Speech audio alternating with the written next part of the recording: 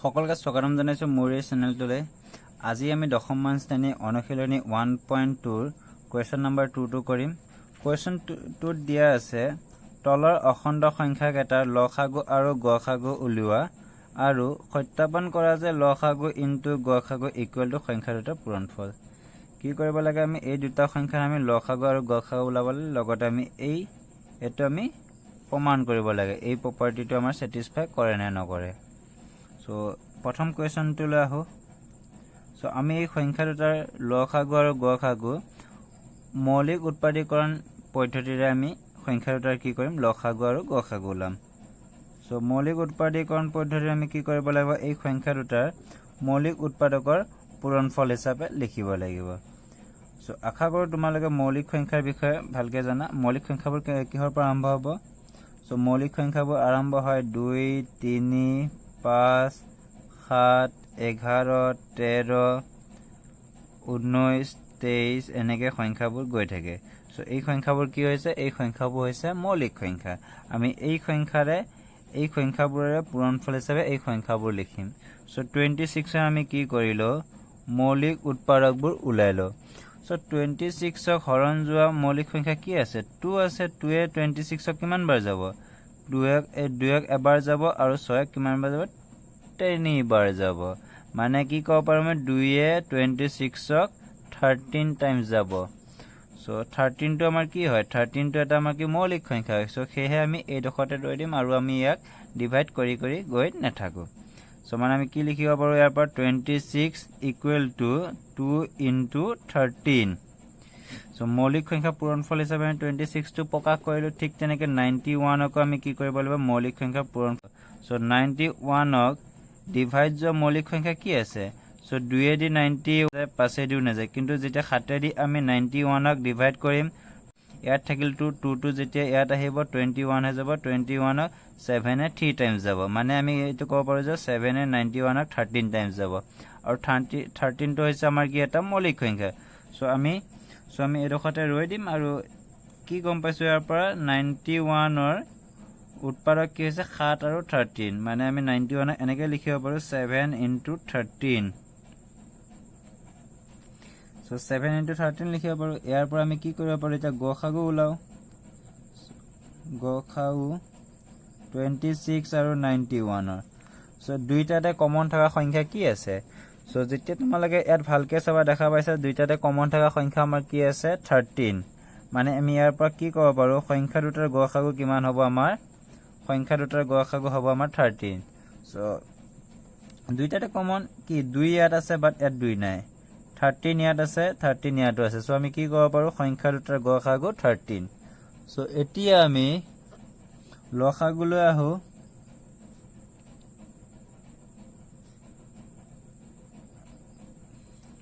যেতিয়া আমি লসাগু ওলাম, আমি চাম কি সংখ্যা দুটাত কি কি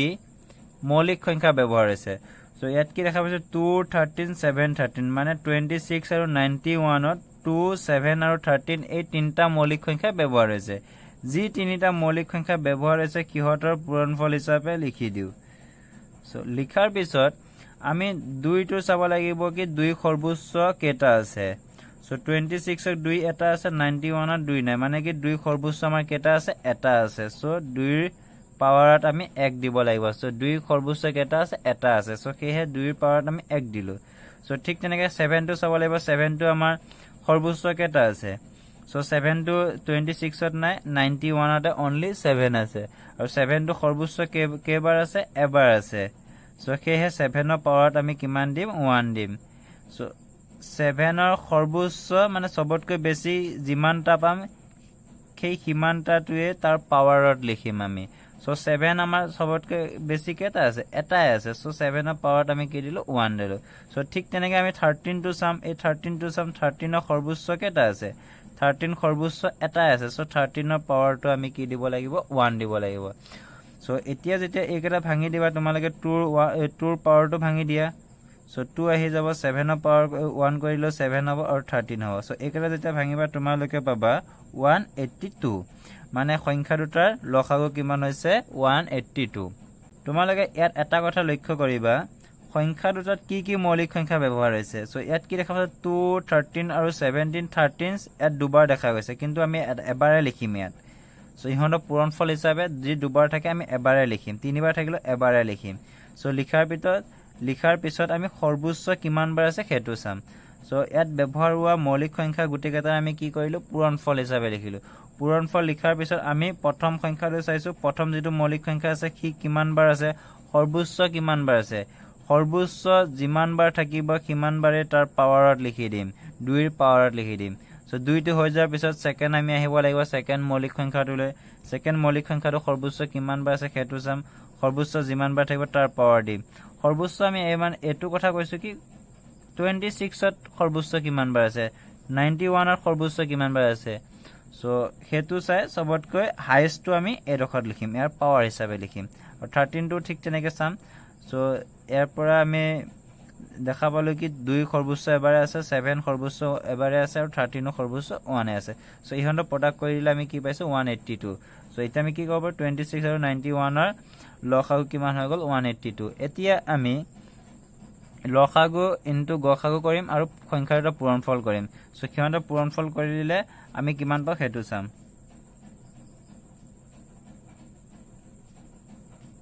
গসাগু ইনটু আমি কি কৰিব লাগিব লসাগু কাৰণ এটো আমাৰ লেফট হ্যান্ড সাইডে এটো আছে সো গসাগু ইনটু লসাগু কৰিলে আমি কিমান পাম 13 ইনটু 182 সো ইহঁতৰ যেতিয়া আমি পূৰণফল কৰি দিম পূৰণফল কৰিলে আমি কিমান পাম পূৰণ কৰা তোমালোকে সাইডতে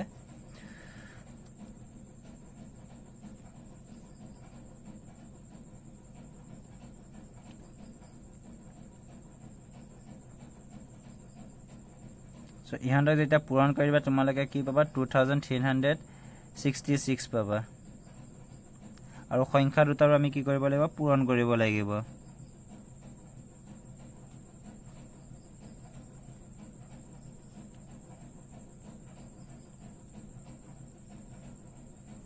সংখ্যা দুটা আছিল আমাৰ কি 26 আৰু 91 আছিল সো এই দুটাক আমি এটা পূৰণ কৰিলে আমি কিমান পাম সো 26 ৰ লগত যেটা 91 প্ৰডাক্ট কৰিলে আমি কিমান পালো 2366 পালো সো যেটো আমাৰ সমান হৈছে কিমান এই সংখ্যাটোৰ লগত এই সংখ্যাটো কি আছিল গসাগু আৰু লসাগুৰ পূৰণফল আছিল সো ইয়াৰ মানে আমি কি ক'ব পাৰো গসাগু পূৰণ লসাগু কাৰ সমান হয় সংখ্যা দুটাৰ পূৰণফলৰ সমান হয়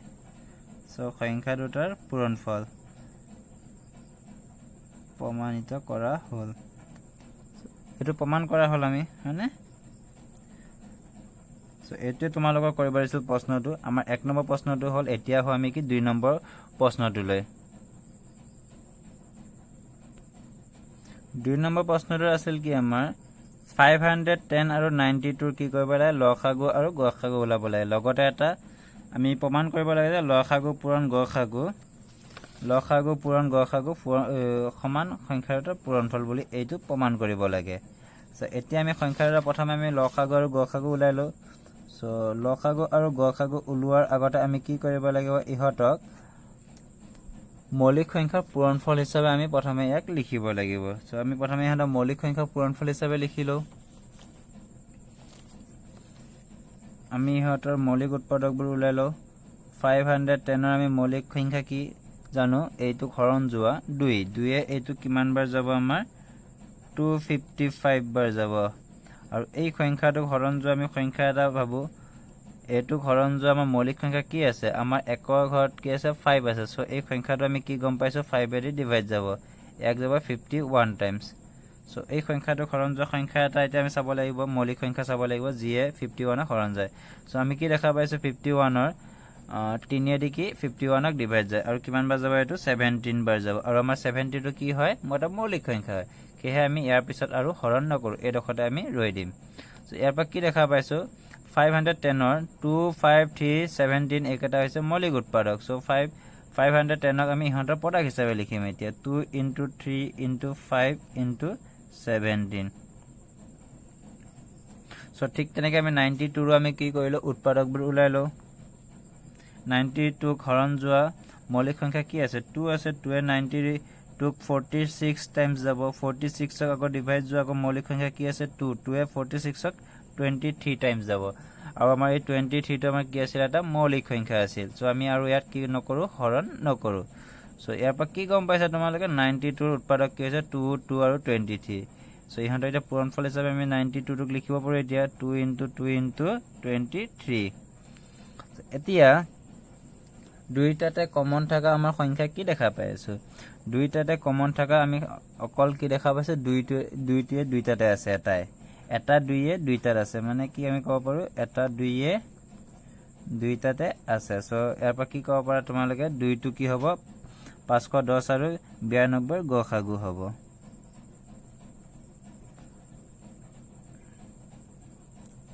দুইটাতে কমন থাকা সংখ্যা এটাই আছে যেটো হৈছে 2 সো ইয়াৰ পৰা কি কব পাৰো 510 আৰু 92 ৰ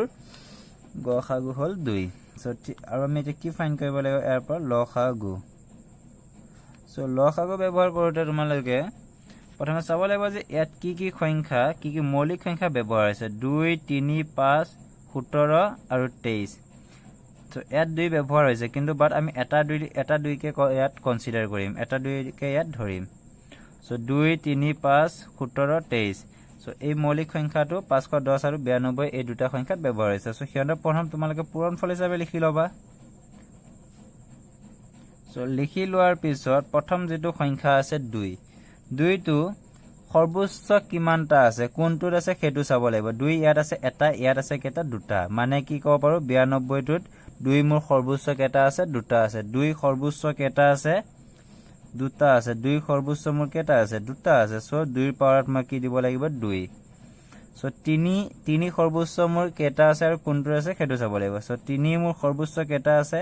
এটা 3 এ খালি ইয়াত আছে 510 ত 3 এটাই আছে সো 3 সৰ্বোচ্চ 3 কেটা আছে বুলি কব পাৰিম আমি 3 এটা আছে সৰ্বোচ্চ তো 3 পাৱাৰত মই কি দিছো 1 দিছো সো ঠিক তেনেকৈ এতিয়া 5 ৰ আহিম 5 টো সাম আমি কি 5 আমাৰ সৰ্বোচ্চ কিমান বাৰ আছে 5 টো দেখা পাইছো কি 510 তে খালি অকল 5 এটা আছে সো সৰ্বোচ্চ 5 আমাৰ কেটা আছে এটা আছে সো পাৱাৰ 5 ৰ পাৱাৰত আমি কি দিলো 1 দিলো সো ঠিক তেনেকৈ 17 টো আহিম 70 আমাৰ সৰ্বোচ্চ কেটা আছে এটাই দেখা পাই আছো আমি এটাৰ বাহিৰে আমাৰ বেলেগ নাই সো এটাই লিম ইয়াত 22 এটাই আছে সো সৰ্বোচ্চ এটাই আছে যেতিয়া ইহঁতক ভাঙি আমি কি দেখা পাম 2 স্কয়াৰ মানে 4 3 পাৱাৰ 1 থাকা মানে 3 এটাই 5 এটা 17 আৰু 23 সো ইহঁতক যেতিয়া পূৰণ কৰিবা তোমালোকে পাবা 23460 সো এতিয়া আমি কি ইয়াৰ পৰা কি পালো গসাগু আৰু লসাগু পালো সো এতিয়া আমাৰ প্ৰশ্নমতে যেটো সত্যাপন কৰিব দিছিল আমি হেতু কৰো এতিয়া গসাগু আৰু লসাগু পূৰণ কৰো আমি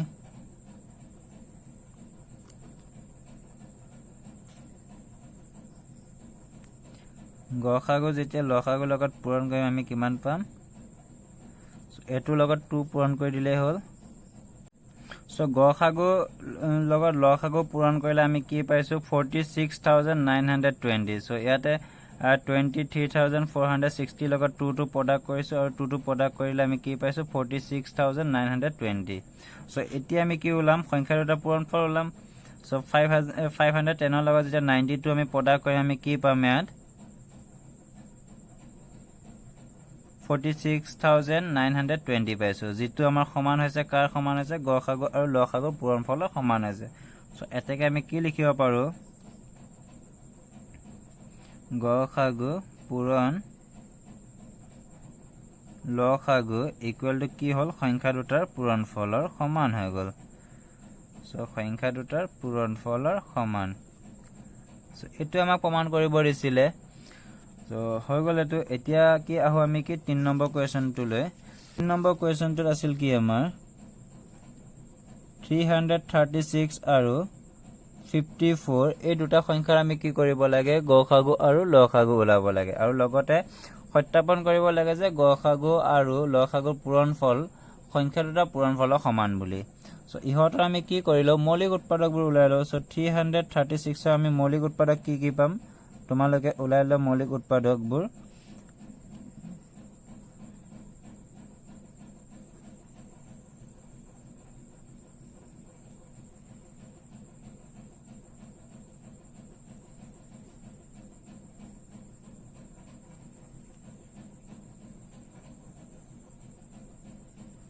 কি পালা তোমালোকে 336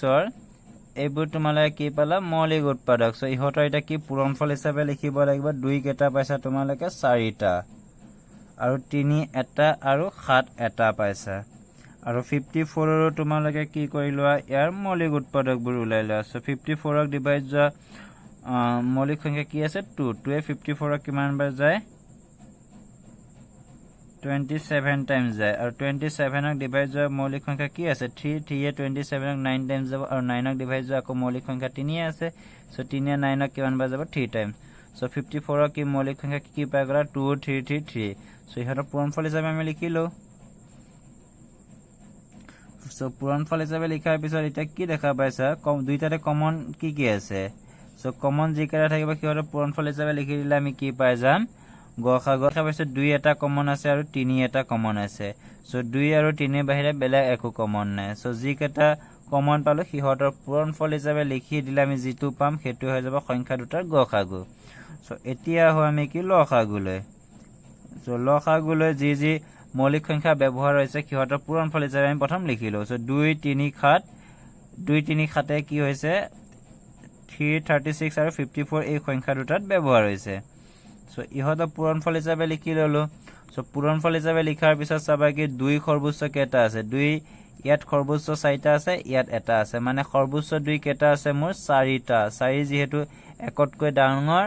সো মই কি ক'ব পাৰো সৰ্বোচ্চ 2 4টা সো খেয়ে মই 2 পাৱাৰত কিমান দিম 4 দিম সো এতিয়া আহিম মই কি হলে 3 সো 3 সৰ্বোচ্চ মোৰ কেটা আছে ইয়াত এটা আছে ইয়াত কেটা আছে 3টা মানে মই কি ক'ব পাৰো মোৰ 3 সৰ্বোচ্চ 3টা আছে সো 3 পাৱাৰত মই কি 3 দিম সৰ্বোচ্চ 3 মোৰ কোনটো সংখ্যাত আছে মই হেতুৱে চাম ইয়াত আছে মোৰ এটা ইয়াত আছে 3টা মানে মই সৰ্বোচ্চ 3 কেটা আছে বুলি কম মই 3টা আছে বুলি কম মই এটো যোগ নকৰো এটো যোগ কৰিলে আমাৰ ভুল হ'ব কৰাটো সো 3 কোট সৰ্বোচ্চ আছে হেতু চাম যেটোত সৰ্বোচ্চ আছে সেই 3টোকে এত উঠাই লৈ আহিম সো ইয়াত এটা আছে ইয়াত 3টা আছে মই 3টা 3টোৱে কিয়াত কি কৈছো মই উঠাই লৈ আহিছো ঠিক তেনেকৈ এতিয়া মই 7ত আহিম 7 মোৰ সৰ্বোচ্চ কেটা আছে এটা আছে সো মই 7ৰ পাৱাৰত কি দিম 1 দিম সো ইহতক যেতিয়া ভাঙিম কি পাম আমি 2 4টা মানে হৈছে কি 16 3 3টা মানে হৈছে কি 27 into 7 সো ইহতক যেতিয়া পূৰণ কৰিবা তোমালোকে 3024 পাবা এটো হৈ গল সো এতিয়া আমি কি কৰিব লাগিব গসাগুৰ লগত লসাগু পূৰণ কৰিব লাগিব সো পূৰণ কৰা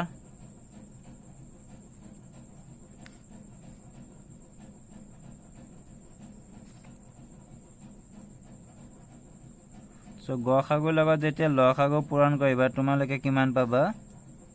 তোমালোকে পাবা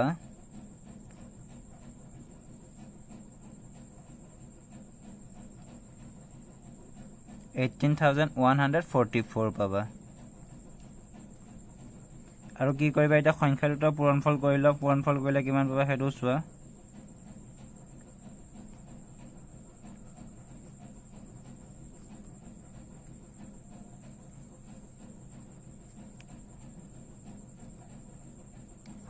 সো এই দুটা যেতিয়া তোমালোকে পূৰণ কৰিবা তেতিয়া তোমালোকে পাবা 18144 মানে এৰ পৰা কি দেখা পাইছা লসাগুৰ লগত যেতিয়া গসাগু পূৰণ কৰাৰ পিছত যেটো সংখ্যা পাইছা সেই সংখ্যাটো কাৰ সমান হৈছে সংখ্যা দুটা পূৰণফলৰ সমান হৈছে মানে আমি ইয়াৰ পৰা এটো ক'ব পাৰো যে আমাক যেটো প্ৰমাণ কৰিব দিছিলে এটো ক্ষেত্ৰটো কি হৈ গল প্ৰমাণ কৰা হ'ল সো আজিৰ ভিডিওটো ইমানে যদি মোৰ ভিডিওবোৰ ভাল পাইছা তেনেহলে বন্ধু বান্ধৱীৰ লগত শেয়াৰ কৰিবা আৰু মোৰ চেনেলটো যদি সাবস্ক্ৰাইব কৰা নাই এতিয়া তেনেহলে চেনেলটো সাবস্ক্ৰাইব কৰি লবা আৰু লগত থকা বেল আইকনটো প্ৰেছ কৰি লবা ধন্যবাদ ভিডিওটো শেষলৈকে চোৱাৰ বাবে